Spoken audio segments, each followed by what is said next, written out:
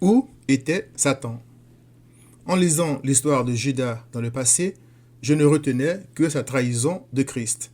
Mais il n'y a pas que ça à retenir. Cette histoire renseigne aussi sur l'œuvre de Satan.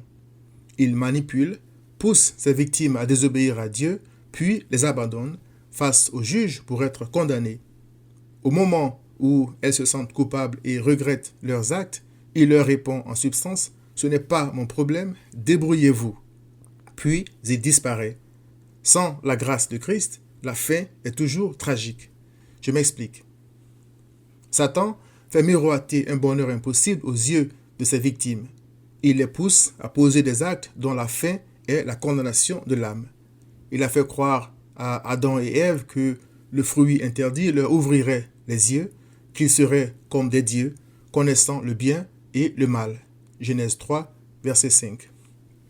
La suite est là. Nous sommes devenus des dieux, entre guillemets, qui appellent le mal bien et le bien mal. Nous changeons les ténèbres en lumière et la lumière en ténèbres. Nous changeons l'amertume en douceur et la douceur en amertume. Nous sommes devenus sages à nos propres yeux et nous nous croyons intelligents.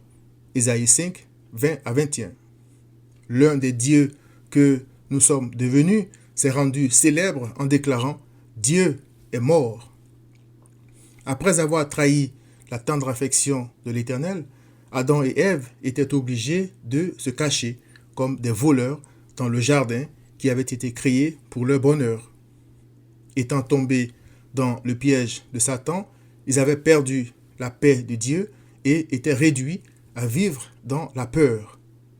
Où était Satan quand l'Éternel disait à Adam: c'est à la sueur de ton visage que tu mangeras du pain, jusqu'à ce que tu retournes dans la terre d'où tu as été pris, car tu es poussière, et tu retourneras dans la poussière. Genèse 3, 19. Le même scénario se répète avec Judas. Les disciples avaient certes tout abandonné pour suivre Christ, mais il ne manquait de rien. Il est écrit: Or Satan entra dans Judas, surnommé Iscariote, qui était du nombre des 12, et Judas alla s'entendre avec les principaux sacrificateurs et les chefs des gardes sur la manière de leur livrer, c'est-à-dire Christ. Ils furent dans la joie et ils convinrent de lui donner de l'argent. Luc 22, versets 3 à 6. Après avoir commis son crime, il est écrit: alors Judas, qui l'avait livré, voyant qu'il, c'est-à-dire Christ, était condamné, se repentit et rapporta les 30 pièces d'argent aux principaux sacrificateurs et aux anciens en disant: j'ai péché en livrant le sang innocent. Ils répondirent: que nous importe, cela te regarde. Judas jeta les pièces d'argent dans le temple, se retira et alla se pendre. Matthieu 27, versets 3 à 5. Que nous importe, cela te regarde. Ainsi parlait Satan à travers ces gens dont il s'était servi pour faire miroiter le bonheur aux yeux de Judas. Satan avait fait croire à Judas que l'argent et non Christ pouvait le rendre heureux.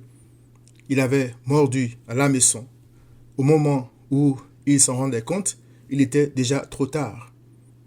Il s'est pendu. Où était Satan à ce moment-là, à la recherche d'autres victimes? Le moment vient où ceux qui écoutent la voix de Satan et rejettent Christ voudront se repentir, mais ce sera trop tard. Ils ne pourront pas se pendre non plus parce que la mort n'existera plus.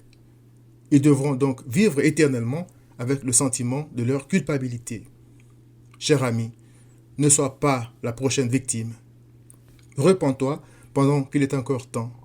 Viens te mettre à l'abri de la colère à venir contre le péché. Viens à Christ.